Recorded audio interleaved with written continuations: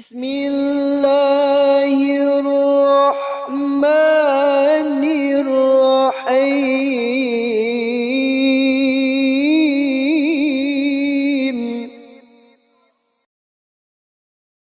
Bismillahirrahmanirrahim. Assalamualaikum warahmatullahi wabarakatuh.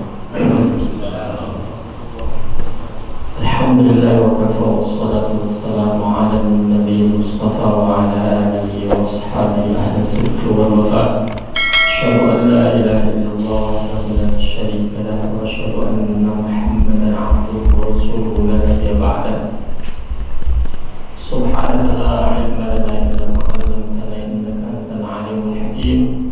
Subhanaka la fahma illa ma fahhamtana innaka antal jawwabul karim. Allahumma anfa'na bima 'allamtana wa 'allimna ma yanfa'una wa zidna 'ilman nafi'an.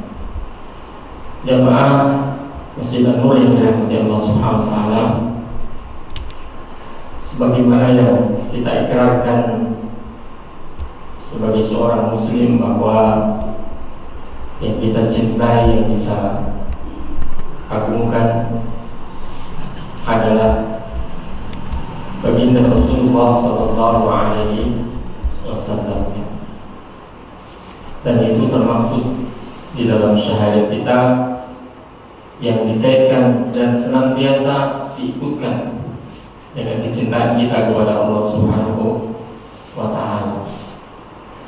Satu pertanyaan yang penting, apa makna mengagungkan dan memuliakan Rasulullah Sallallahu Alaihi Wasallam? Mengapa kita harus mengagungkan dan memuliakan Rasulullah Sallallahu Alaihi Wasallam? Di antara sebab yang paling utama adalah karena memang Rasulullah Sallallahu Alaihi Wasallam sebelum diperintahkan kepada kita agar mengagungkannya dan memuliakannya, Allah itu sendiri sudah mengagungkan dan memuliakan Rasulullah sallallahu alaihi wasallam, sudah menempatkannya di tempat yang khusus di sisi Allah Subhanahu wa taala.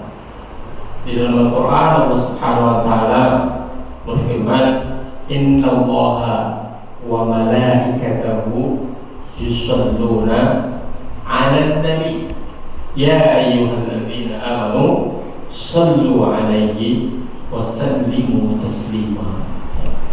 Allah sendiri bersolawat atas Rasulullah sallallahu alaihi wasallam, artinya mencurahkan rahmat, mencurahkan maghfirah kepada Rasulullah sallallahu alaihi wasallam. Bahkan malaikatnya juga diperintahkan untuk berselawat atas Rasulullah sallallahu alaihi wasallam. Selanjutnya adalah tugas kita sebagai pengikut Rasulullah SAW untuk mengucapkan dan senantiasa berselawat kepada Rasulullah Sallallahu Alaihi Wasallam. Jamaah sekalian bagi Allah Subhanahu Wa Taala, lantas mengapa Allah Subhanahu Wa Taala memuliakan dan mengagungkan Rasulullah Sallallahu Alaihi Wasallam? Ini pertanyaan yang penting. Sebelum kita atau secara umum, setiap muslim diperintahkan oleh Allah Subhanahu wa taala untuk mengagungkan Rasulullah. Allah sendiri sudah menempatkan Rasulullah sallallahu alaihi wasallam sebagai manusia yang mulia, manusia yang terhormat, paling mulia dan paling terhormat di antara manusia yang lainnya. Mengapa demikian? Nah, kita akan kaji, kita akan gali keterangan-keterangan tersebut sebagaimana yang Allah Subhanahu wa taala tuturkan di dalam Al-Qur'an. Allah firmankan di dalam Al-Qur'an. Jamaah sekalian bagi Allah Subhanahu wa taala, ada beberapa sisi, paling tidak ada 7 hal yang menyebabkan Allah Subhanahu wa taala menempatkan dan memuliakan Rasulullah SAW. Ada 7 bukti paling tidak bisa kita gali, kita kaji, bukti bahwa Allah Subhanahu wa taala memuliakan dan menghormati Rasulullah SAW di dalam Al-Qur'an. Yang pertama, bukti yang pertama adalah bahwa Allah Azza wa Jalla qad asbagha ala habibihi sallallahu alaihi wasallam min as-sifatil 'azimah ma lam yusbighu ala ahadin siwa. Bahwa Allah Subhanahu wa taala sudah mencurahkan, mengistimewakan kekasihnya yang tercinta Rasulullah sallallahu alaihi wasallam dengan berbagai macam sifat-sifat yang agung, yang mulia, yang tidak diberikan kepada yang lainnya selain Rasulullah sallallahu alaihi wasallam. Apa itu sifat-sifat yang mulia tersebut? Sifat-sifat yang agung tersebut. Yang pertama adalah wasabahu birrahmah. Allah Subhanahu wa taala mensifati Rasulullah sallallahu alaihi wasallam dengan ar-rahmah.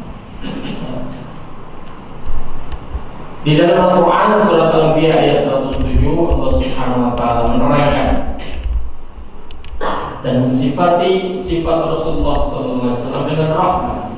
Qala Subhanahu wa taala wa ma arsalnaka illa rahmatan lil alamin. Dan tidaklah kami, kata Allah, utus engkau wahai Muhammad kecuali rahmat untuk seluruh alam. Dalam ayat yang lain juga demikian. Surat At-Taubah ayat 61 Allah Subhanahu wa taala berfirman, "Wa minhumul ladzina yu'zuna an-nabiy wa yaquluna huwa uzn. Qul udhunu khairin lakum yu'minu billahi wa yu'minu lil mu'minin wa rahmatul lil ladzina amanu." Ya, di sini disebutkan wa rahmatul lil ladzina amanu. Ayat ini ada beberapa sisi yang lain yang perlu kita ketahui, tapi kita fokus pada rahmatnya dulu ya. Kedua ayat ini paling tidak ya, menerangkan, menegaskan kepada kita tentang sifat rahmat. Jamaah sekalian mati Allah Subhanahu wa taala, kalau di dalam bahasa Arab itu rahmah ini ya, ini termasuk pecahan katanya dari rahima yarhamu, rahmatan. Ada rahimun juga. Kalau dalam bahasa Arab rahmah ini disebut dengan masdar ya, disebut dengan masdar ya. Kalau bahasa Inggris kan go, went, gone ya. Rahmah ini gone-nya. Rahmah itu gone ya. Jadi kalau bahasa Arab ini namanya masdar. Kenapa disebut dengan masdar? Padahal beliau sosok Rasulullah itu kalau dalam bahasa Arab disebut dengan fa'il, sebagai pelakunya. Kenapa disebut dengan masdar? Kenapa disebut dengan masdar? Karena sesungguhnya dua ayat yang kita baca tadi ya, menerangkan kepada kita semuanya bahwa Rasulullah SAW sudah mencapai derajat atau tingkatan kasih sayang yang paling tinggi dibandingkan yang lain, dan seakan-akan sifat rahmah itu sudah melekat di dalam dirinya dan tidak akan pernah terpisah selama-lamanya.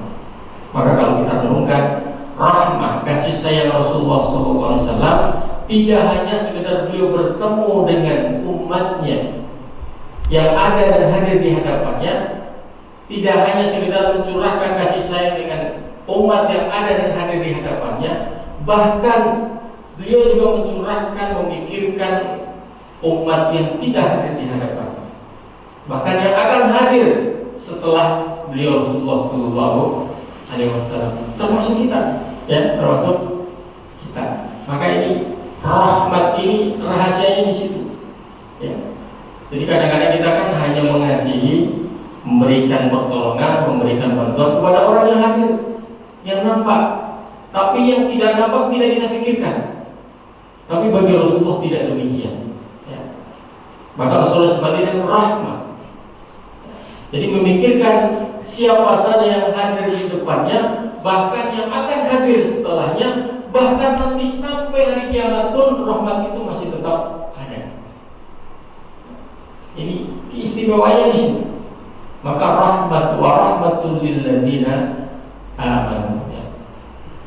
Maka disebutkan di dalam tafsir Abu Su'ud, wa huwa rahmatun bi tariqi itlaqil masdar 'ala al-fa'il lil mubalaghah. Jadi rahmah ini bentuknya bentuk superlatif ya. Sangat-sangat kasih sayang Tidak hanya semata-mata yang nampak saja, tapi yang belum nampak, bahkan nanti hari yang akan datang sudah difikirkan oleh beliau. Subhanallah. Maka di sana ada istilah rahmah ammah wa rahmah khassah. Rahmat yang sifatnya beliau curahkan, beliau limpahkan secara umum kepada semua manusia, siapapun, bahkan yang tidak beriman pun difikirkan oleh beliau. Beliau memikirkan orang-orang tidak beriman. Kenapa mereka tidak beriman? Kasihan mereka. Ada rahmah khassah, rahmah yang spesifik spesial, yaitu kepada orang-orang yang beriman, ya, kepada orang-orang yang beriman. Maka ini impactnya, efeknya nanti, karena beliau memikirkan, memberikan kasih sayang kepada orang yang beriman dan orang yang tidak beriman, ya, impactnya masing-masing berbeda, ya.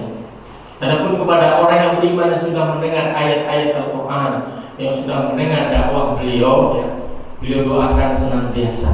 Bahkan beliau janjikan akan mendapatkan syafaatnya kalau hari kiamat. Insya Allah termasuk kita yang ada di sini. Amin ya rabbal alamin. Itu rahmat, ya, rahmat. Maka dikatakan sini fali'anna Nabi sallallahu alaihi wasallam rahmah 'ammah wa rahmah khassah.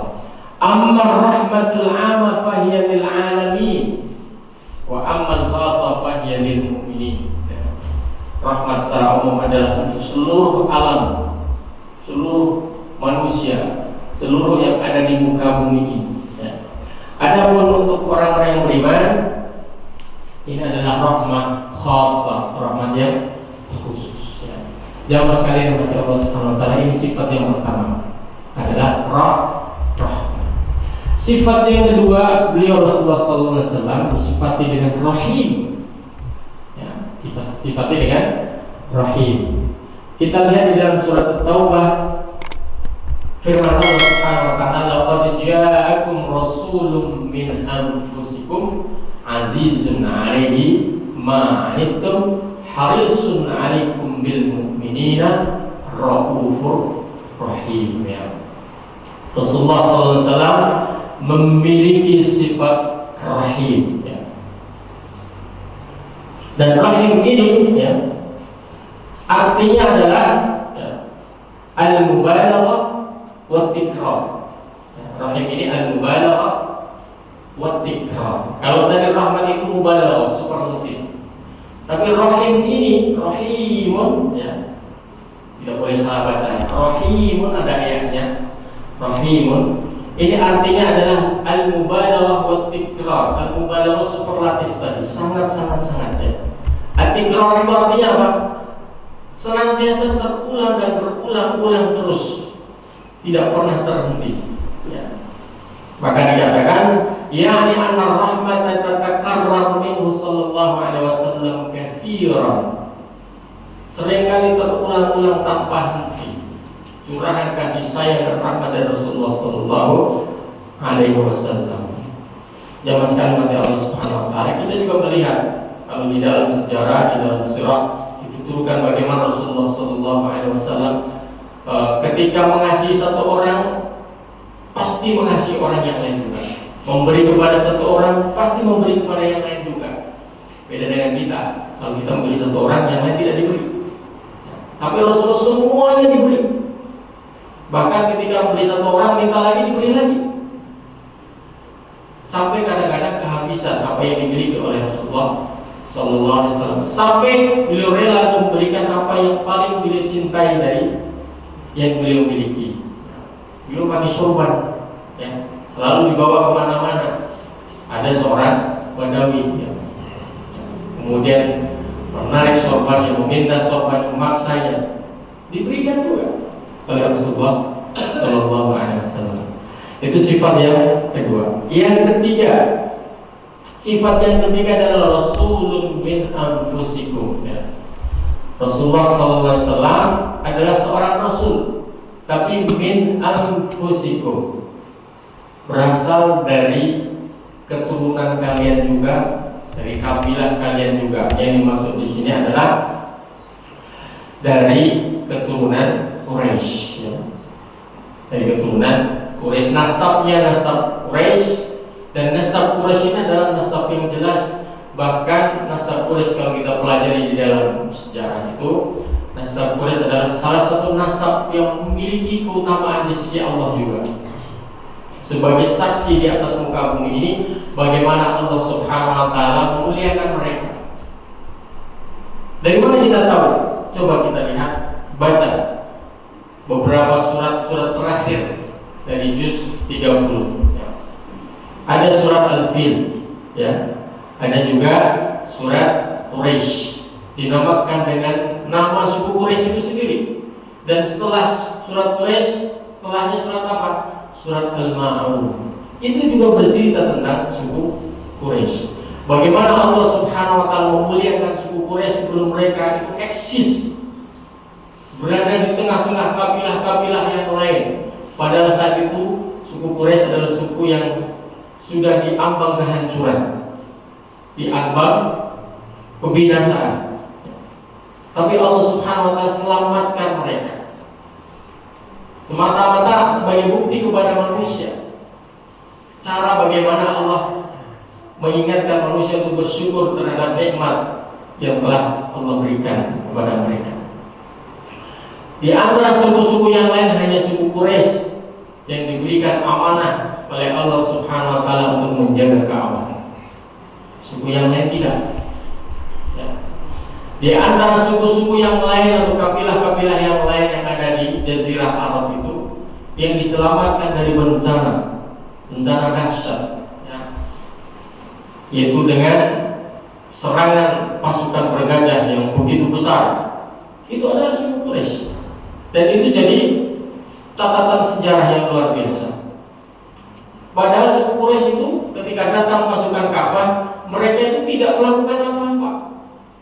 Bahkan mereka mengatakan tidak berani untuk menghadap pasukan bergajah itu, tidak berani, karena mereka tidak punya apa-apa.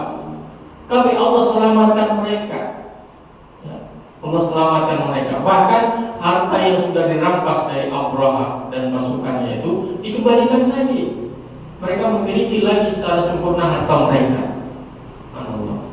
Bahkan setelah itu efeknya semakin besar lagi, kemakmuran, kesejahteraan, seluruh kebutuhan hidup mereka terpenuhi. Dengan apa? Dengan suksesnya perdagangan yang mereka lakukan, ya. Bahkan perdagangan itu bukan hanya perdagangan lokal, tapi perdagangan antar negara, di musim dingin dan musim panas. Diabadikan di dalam surat Quraisy, di ila fi Quraisyin ila fi rihlat asy-syita'i was-shayf. Ya, dua musim ini mereka aman sedang melakukan perdagangannya. Tidak ada satupun orang yang mengganggu. Biasanya dari kabilah-kabilah lain kalau melakukan perdagangan melewati suatu kabilah atau di tengah padang pasir, pasti diganggu, pasti dirampok, harta kekayaannya diambil. Tapi kalau yang berjalan itu melewati suatu padang pasir, melewati suatu kabilah, bayangkan berapa kabilah yang dilewati dari Mekah menuju Yaman, dari Mekah menuju Syria, jaraknya ribuan kilometer. Berapa kabilah yang dilewati, tapi mereka melewati dengan aman, tidak ada satupun yang mengganggu. Kenapa? Karena ternyata ceritanya itu yang menjadikan trauma kabilah-kabilah yang lain. Bagaimana tidak? Mereka tidak melawan apapun dengan pasukan yang begitu besar yang terkenal di seluruh Jazirah Arab. Itu saja menang, apalagi kau melawan? Coba kan? Ini sudah anugerah yang luar biasa, sehingga tidak ada satupun yang mengganggu dari perampok-perampok padang pasir itu. Ada yang berani mengganggu. Wah, ini manusia sakral ini ya, jangan diganggu. Kalau diganggu pasti kualat ya. Jadi gak ada yang mengganggu, mereka santai saja berjalan membawa pedagang ya, keuntungan dan bolak-balik itu sampai akhirnya kehidupan mereka terpenuhi, kebutuhan mereka terpenuhi ya, membawa dagang, membawa uang, membawa semuanya, gak ada apa-apa, tidak ada yang terjadi, tidak ada bahaya yang terjadi. Subhanallah. Ini sebagai bukti sejarah ya, bukti sejarah dipertontonkan oleh Allah Subhanahu wa Ta'ala kepada manusia.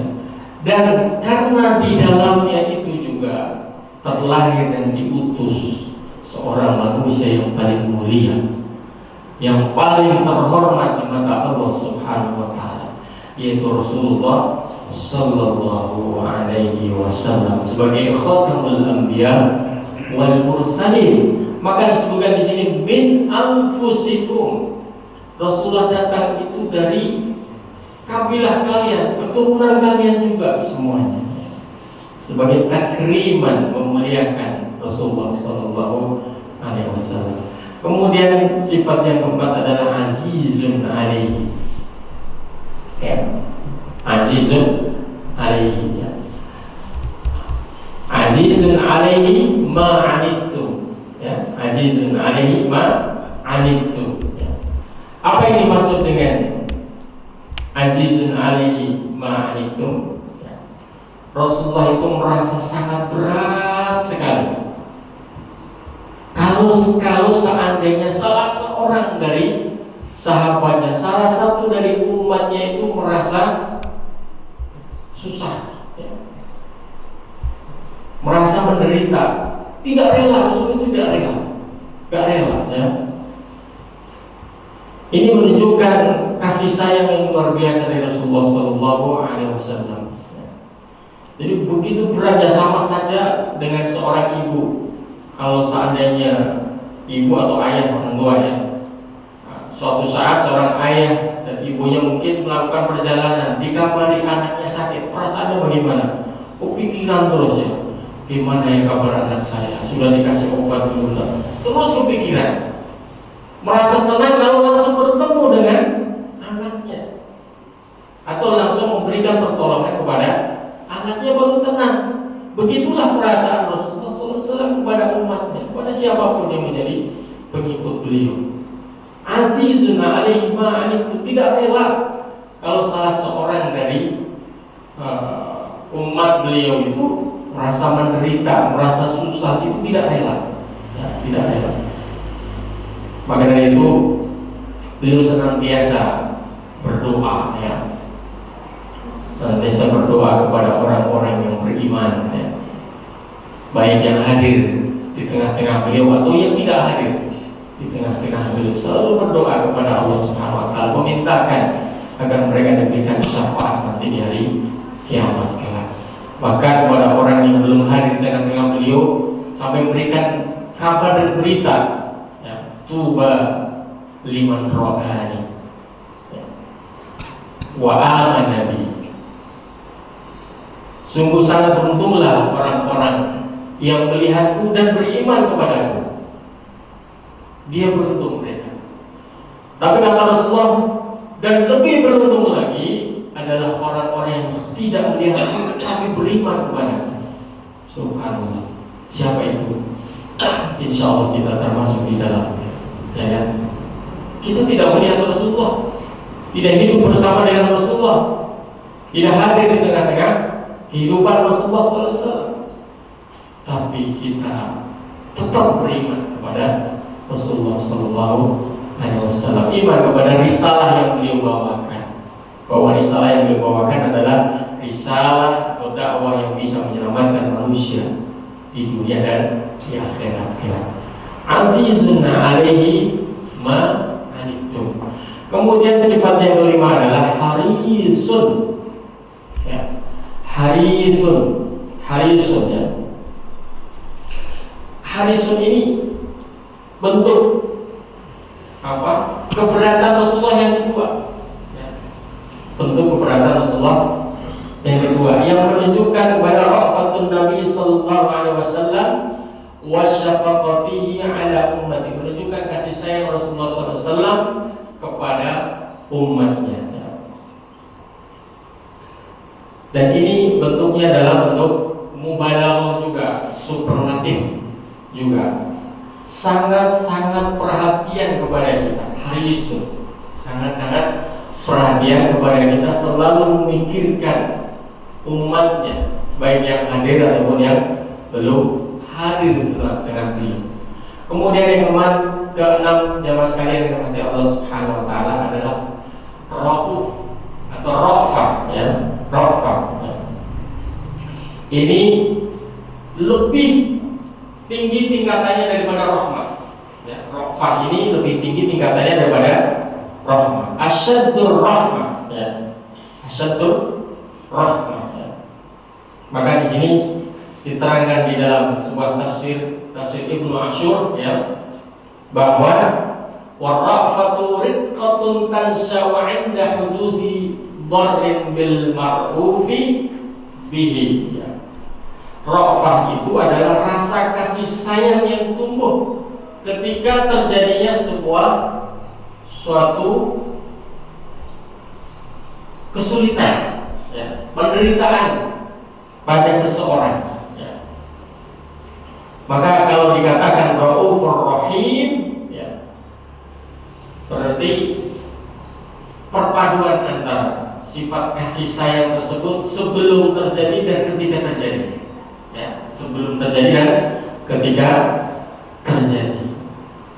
Jamaah sekalian mata Allah Subhanahu wa taala, inilah semua sifat-sifat Rasulullah sallallahu alaihi wasallam yang disebutkan di dalam Al-Qur'an. Dan ini anugerah yang diberikan oleh Allah Subhanahu wa taala kepada beliau, baginda Rasulullah sallallahu alaihi wasallam, yang tidak diberikan kepada yang lainnya. Coba kita baca nabi-nabi yang lainnya. Mana ada yang memikirkan umat yang akan hadir setelahnya. Bahkan mana ada yang memikirkan umatnya bagaimana nasibnya nanti di hari kiamat kelak. Tidak ada nabi-nabi sebelumnya. Tapi Nabi Muhammad SAW begitu luar biasa kasih sayang dan cintanya kepada umat yang hadir di tengah-tengah beliau, yang hadir setelah beliau, bahkan nanti yang hadir di hari kiamat kelak. Subhanallah, kasih sayang Rasulullah luar biasa. Maka oleh karena itu menjadi kewajiban bagi kita semuanya sebagai umat Rasulullah SAW untuk menghormati, memuliakan, mengagungkan beliau baginda Rasulullah SAW. Jangan ada yang terucap dari lisan kita, bahkan dari pikiran kita, sesuatu yang jelek, yang buruk, yang tidak baik terhadap sosok Rasulullah SAW. Beliau manusia, ia manusia, tapi manusia yang dimuliakan oleh Allah Subhanahu wa taala. Beliau manusia yang makan sama seperti, ia makan seperti kita, berjalan di tengah pasar seperti kita, minum seperti kita, berpakaian seperti kita. Tapi beliau bedanya apa? Beliau dimuliakan di sisi Allah Subhanahu wa taala, diberikan anugerah yang tidak diberikan kepada manusia pada umumnya. Jadi jangan disamakan dengan manusia pada umumnya. Jangan disamakan. Beliau sudah punya posisi khusus di sisi Allah Subhanahu wa taala. Lihatlah bagaimana Allah Subhanahu wa taala mensifati Rasulullah sallallahu alaihi wasallam di dalam Al-Qur'an. Banyak sekali ayat-ayat Al-Qur'an. Coba kita baca satu persatu. Yang pertama, Allah Subhanahu wa taala mensifati beliau baginda Rasulullah sallallahu alaihi wasallam sebagai Al-Bashir, An-Nadhir, As-Siraj, Al-Munir. Ya. Subhanallah. Al-Ahzab ayat 45-46. Allah berfirman, ya ayyuhan nabi. Lihat ini. Ya ayyuhan nabi, wahai nabi. Di dalam Al-Qur'an Allah pun tidak memanggil sosok Rasulullah yang bernama Muhammad dengan Muhammad.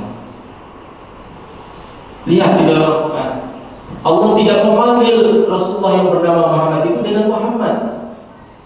Tidak, wahai Muhammad, tidak. Tapi ya ayyuhan nabi atau ya ayyuhan rasul, wahai Rasulullah, wahai Nabi Allah. Kenapa? Karena Allah pun memuliakan beliau. Tidak memanggil dengan Muhammad, tidak. Sekalipun namanya adalah Muhammad. Subhanallah. Ya ayyuhan nabi, wahai Nabi, inna arsalnaka syahidan wa mubasyiran wa nadhiran. Wahai Nabi, sungguh kami utus engkau itu sebagai syahid, saksi.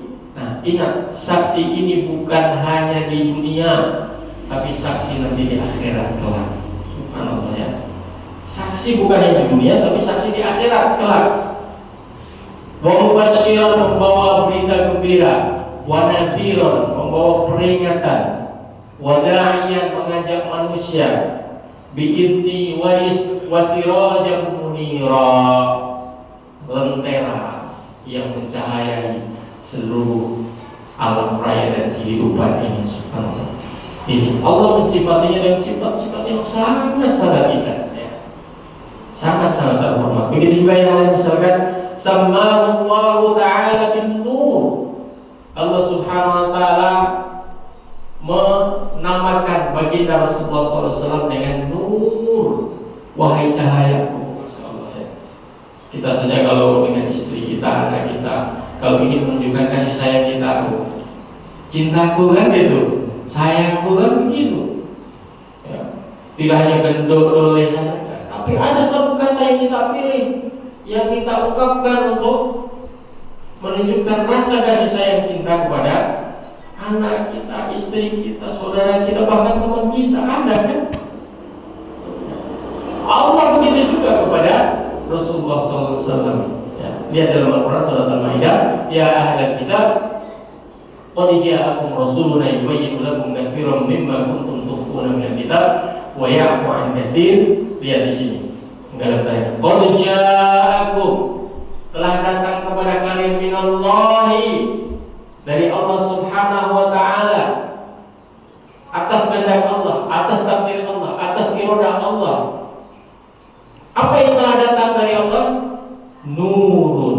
Nurun itu Rasulullah sallallahu alaihi wasallam. Oh, kan bisa saja kalau Allah mengatakan Dia yang menciptakan, telah datang dari Allah, atas kehendak Allah, Muhammad, kan begitu. Tapi tidak, subhanallah, ya. Allah tidak ingin menyebut namanya, ya, secara langsung, tapi menyebut fungsinya. Nurun, sebuah cahaya. Siapa itu? Rasulullah sallallahu alaihi wasallam. Wa kitabun mubin, dan dibekalinya dengan sebuah kitab yang akan menerangkan segala hal, bagaimana manusia menjalani kehidupan dunia ini agar selamat, ya. Kemudian juga Allah subhanahu wa ta'ala mensifati Rasulullah sallallahu alaihi wasallam dengan an-nabi, al-ummi, al-muddafir, al-muzammil, dan begitu seterusnya. Banyak sekali, ya. Banyak sekali sifat-sifat yang disebutkan oleh Allah subhanahu wa ta'ala dalam Al-Quran. Kemudian yang lain juga Allah subhanahu wa ta'ala menyebutkan Rasulullah SAW, sifati Rasulullah SAW dengan satu sifat yang beliau miliki.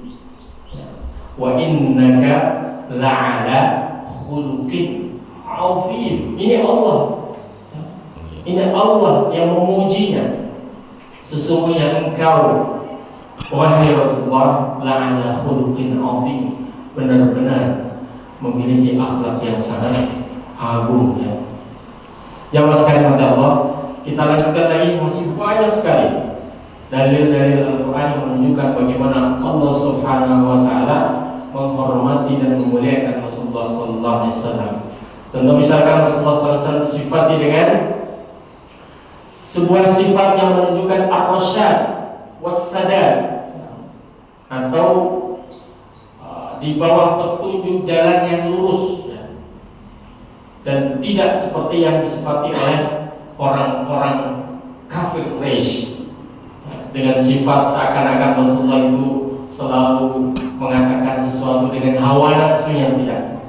Lihat dalam surat An-Najm, wan najmi idza hawa ma dhalla sahibukum wa ma ghawa wa ma yantiqu 'anil hawa. Dilanjutkan lagi dengan in huwa illa wahyu yuha. Bahkan apapun yang diucapkan oleh Rasulullah itu bukan hawa nafsu. Allah yang mengendalikan, Allah yang memberikan iradah dan kehendaknya, ya. Bukan manusia biasa, wujudnya manusia, tapi isinya nur, cahaya, ya, yang semuanya adalah anugerah dari Allah subhanahu wa ta'ala. Maka tidak boleh, sekali lagi tidak boleh kita menyentuh rambutnya, menyakiti beliau pun tidak boleh. Bahkan Kiai Haji Hashim Asy'ari itu sampai berfatwa, ya, siapapun yang sampai, ya, menghina sedikit pun, sekalipun sehelai dari rambut Rasulullah SAW, wow, itu luar biasa sih.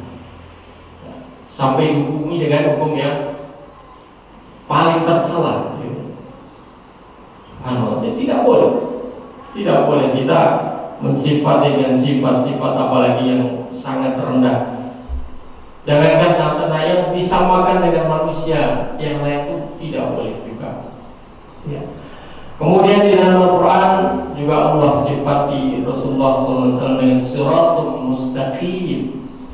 Surat Yasin, ya, ayat 1, 2, 3, dan 4. Yasinul Qur'anil Hakim, innaka laminal mursalin ala siratim mustaqim. Jamaah sekalian mati Allah Subhanahu wa taala, ini baru yang satu, ya. Baru satu. Masih lanjut? Ya. Lanjut sedikit lagi, ya. Ada tujuh sisi, ya. Sisi yang kedua adalah menjawadi bi ta'zimillahi ta'ala Nabi sallallahu alaihi wasallam huwa dzikruhu fi kitabi anna Nabi sallallahu alaihi wasallam minnatun minallahi 'alal mu'min. Ditegaskan oleh Allah Subhanahu wa taala bahwa datangnya Rasulullah sallallahu alaihi wasallam itu minnah. Minnah itu apa? Anugerah yang besar yang dihadiahkan kepada orang-orang yang beriman. Lihat di dalam Al-Quran surat Al-Imran ayat 164. Laqad manna Allahu 'alal mu'minina idh ba'atsa fihim rasulan min anfusihim yatlu 'alaihim ayatihi wa yuzakkihim wa yu'allimuhumul kitaba wal hikmah wa in kanu min qablu lafi dhalalin mubin. Laqad manna Allah telah menganugerahkan. Anugerah, ya. Anugerah itu apa? Anugerah itu sesuatu yang diangan-angan untuk hadir, untuk dimiliki, ya. Yang tadinya tidak ada. Yang tujuannya apa? Agar seorang yang mendapatkannya itu bisa merasakan kebahagiaan, bisa terselesaikan suatu masalah yang dialaminya, penderitaan, kesulitan yang dialaminya, baik lahir ataupun batin. Begitu datang, wow, senang sekali. Anugerah itu namanya, ya. Anugerah atas siapa? Adal mukminin, orang-orang yang beriman, ya. Ini adalah anugerah dari Allah Subhanahu wa taala. Bahkan di dalamnya, ya, di dalam anugerah tersebut, dalam ayat ini khususnya, Allah Subhanahu wa taala memberikan tugas. Jadi Rasulullah bukan hanya sebagai anugerah, tapi begitu datang di tengah-tengah orang yang beriman, apa tugas beliau? Subhanallah, ya. Tugas beliau ini yatlu alaihim ayati, membacakan ayat-ayat Allah Subhanahu wa taala, ya. Membacakan ayat-ayat Allah Subhanahu wa taala agar orang-orang beriman yang mungkin masih dalam kegelapan tercerahkan dengan cahaya Allah Subhanahu wa taala, yang belum dapat petunjuk didapatkan petunjuk dari ayat-ayat Allah Subhanahu wa taala. Wa yuzakkihim, mensucikan mereka. Wa yu'allimuhumul kitaba, mengajarkan kepada mereka bagaimana memahami Al-Quran ini, ya.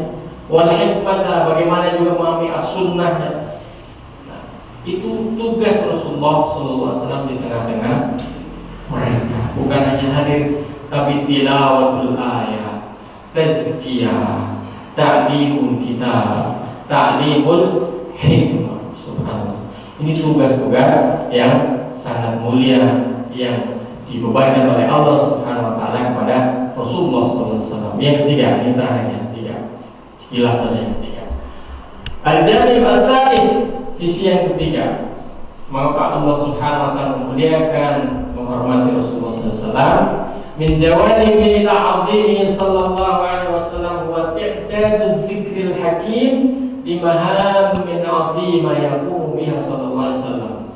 Allah Subhanahu wa taala sering menyebutkan, ya, di dalam Al-Quran seringkali menyebutkan tugas-tugas besar yang diemban oleh Rasulullah Sallallahu Alaihi Wasallam kepada umatnya. Di antaranya apa? Misalkan di antara tugas yang beliau tadi sudah saya sebutkan di atasnya. Tugas yang lain apa? Qad ja'akum minallahi nurun wa kitabum mubin. Nah, ini ada disebutkan nur. Nur itu Muhammad, Nabi Muhammad sallallahu alaihi wasallam, wa kitabum mubin. Terus ngapain? Yahdi bihillahu man ittaba'a ridwanahu subul salam, memberikan hidayah, menunjukkan hidayah. Terus tugas selanjutnya apa? Yukhrijuhum minadh dhulumati ila nur, mengeluarkan mereka dari kegelapan, ya. Wa yahdihim ila siratin mustaqim, menunjukkan mereka jalan yang lurus. Jamaah sekalian kata Allah Subhanahu wa taala pada kali ini, insyaallah nanti kita akan melanjutkan pada kesempatan yang akan datang insyaallah. Inilah beberapa ayat-ayat yang menegaskan dengan sangat-sangat tegas sekali bagaimana Allah Subhanahu wa taala memposisikan Rasulullah sebagai manusia yang paling mulia, terhormat, dan bagaimana Allah Subhanahu wa taala memuliakan dan menghormati Rasulullah SAW di dalam Al-Quran. Semoga kita termasuk pengikut Rasulullah SAW yang cinta kita tidak akan luntur, tidak akan pupus apapun yang terjadi di dunia ini. Tetap ya, kita tetap mencintai Rasulullah sekalipun kita tidak bertemu dengan Rasulullah, dan kita mampu menghormati Rasulullah SAW, ya. Baik apa yang beliau sampaikan lewat hadis-hadis beliau, ya, sunnah-sunnah beliau, ataupun yang telah diberitakan oleh Allah Subhanahu wa taala di dalam Al-Quran, dan akhirnya insyaallah kita akan mendapatkan syafaat dari Rasulullah sallallahu alaihi wasallam. Demikian, wallahu a'lam bishawab. Wassalamualaikum warahmatullahi wabarakatuh. Waalaikumsalam warahmatullahi wabarakatuh.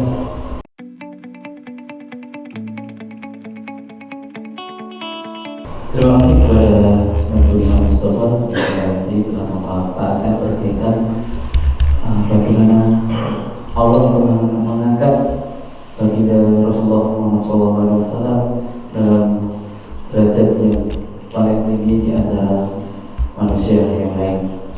Mungkin sebelum kita terus seperti biasa, mungkin kita buka ada pertanyaan. Assalamualaikum warahmatullahi wabarakatuh. Pertanyaan saya dari Ustaz. Pertama tentang Muhammad. Muhammad itu ada dua pendapat ya, yang saya tahu. Muhammad yang secara sifat, yang seperti Ustaz katakan tadi, bahwasanya sifat dari nur itu sendiri itu seperti menerangi, memberikan cahaya dan sebagainya. Ada yang memang berpendapat bahwa Nabi Muhammad SAW itu nurnya itu sudah ada, memang benar-benar dari nurnya Allah.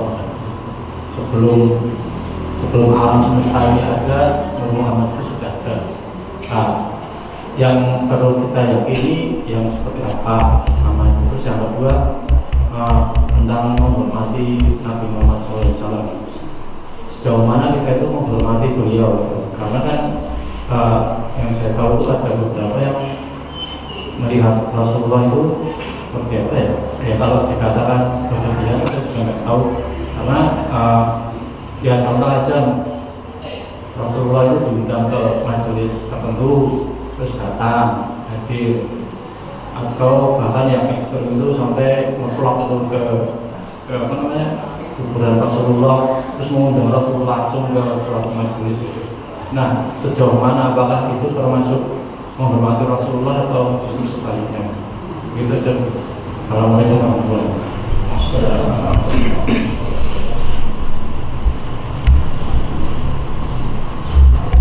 Lagi sebelum dijawab.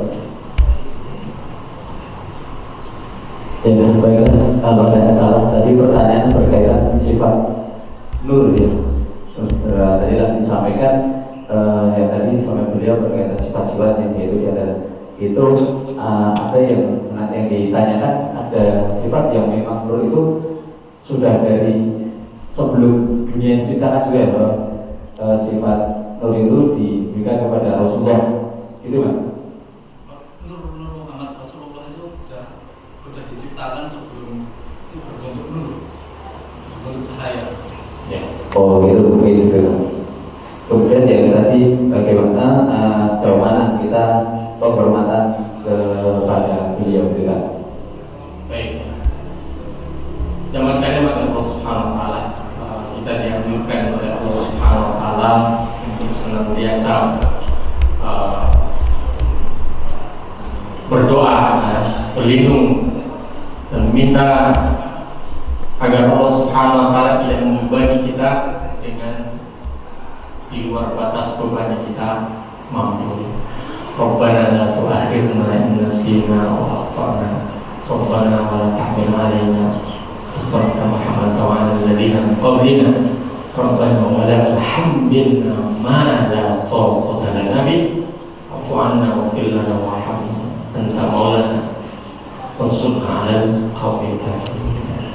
Jadi doa yang kita mohon kepada Allah Subhanahu Wa Taala agar ada ketika ada sesuatu yang mungkin tidak bisa kita pikirkan, tidak bisa kita cerna, tidak bisa kita pahami, tidak bisa kita dapatkan informasinya, ya sudah. Ya, kita tidak usah mengtakallufkan diri kita atau memaksa-maksa diri kita untuk mengetahui kalau memang tidak ada informasinya. Maka diantaranya unsur keimanan yang harus ada di dalam diri kita adalah al-iman bil ghaib, iman kepada yang ghaib. Juga al-iman bil qadari khairihi wa syarrihi, iman kepada qadar dan qadar. Pembahasan yang sangat esensial sekali, fundamental sekali.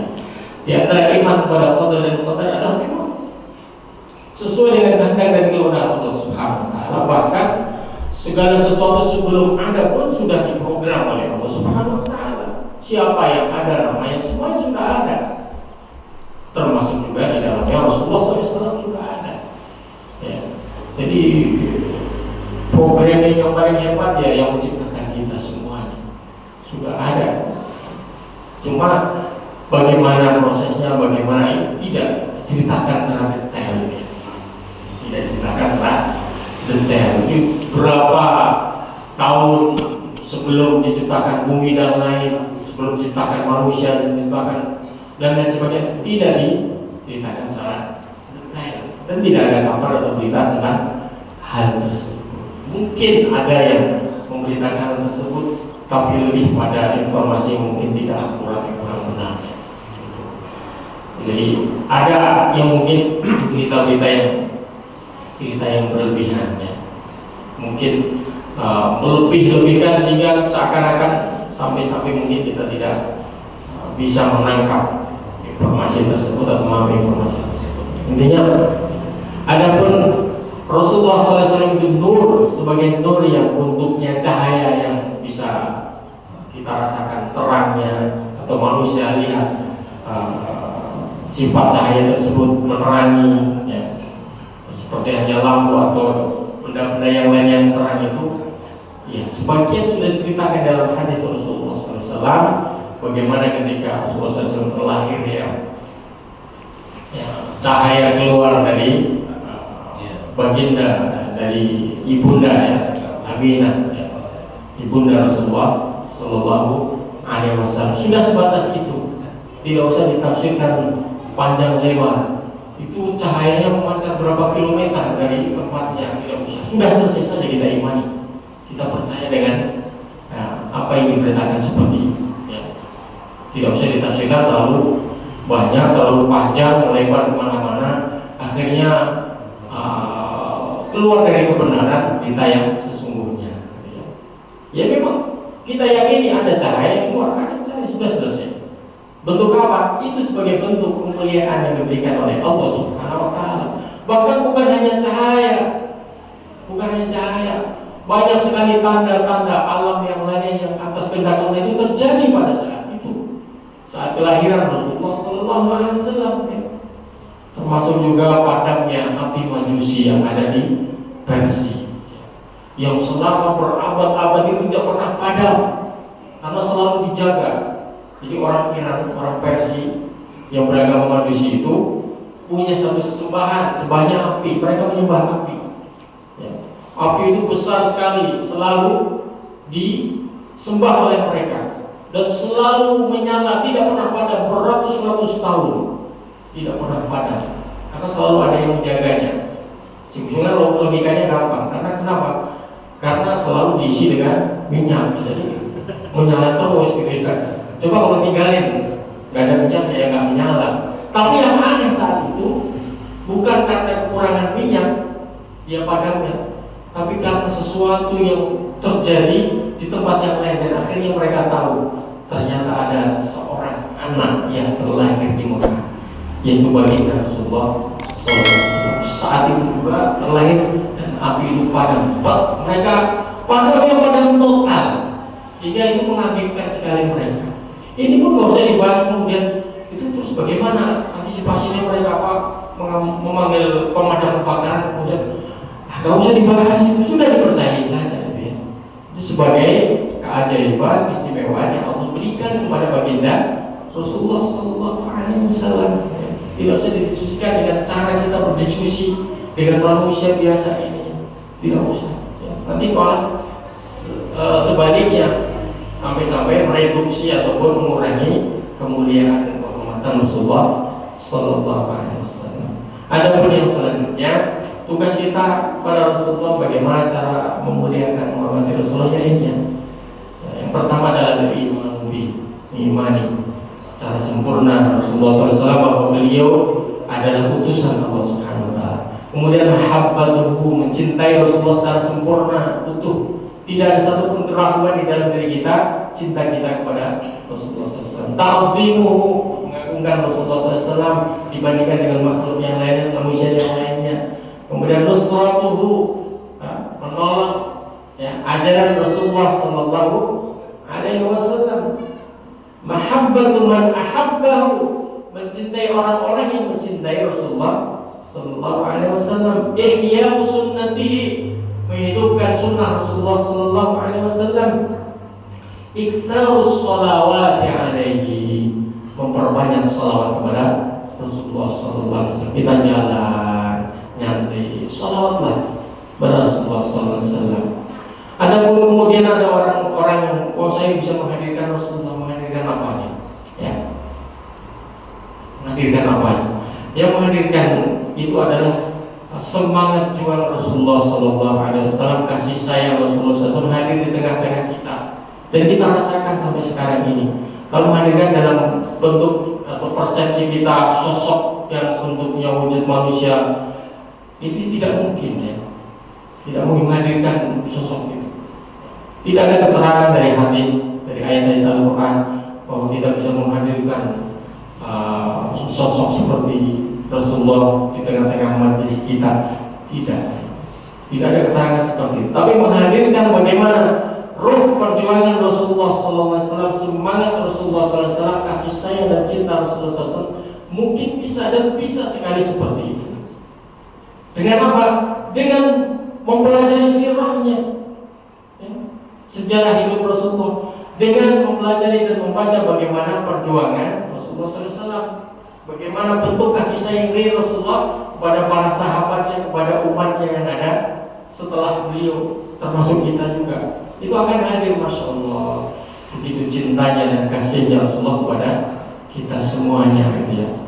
Jadi kemudian ittiba' manhaji, mengikuti manhaj atau cara hidup yang diajarkan oleh Rasulullah Sallallahu Alaihi Wasallam. Warasatu risalati, mewariskan risalah yang ditinggalkan oleh Rasulullah Sallallahu Alaihi Wasallam. Inilah bentuk bagaimana cara kita mengagungkan, memuliakan, menghormati Rasulullah Sallallahu Alaihi Wasallam. Wallahu a'lam bishawab. Ya, begitu tadi Mas yang sampaikan, semoga jawaban bisa sesuai dengan yang jenengan bisa terjawab.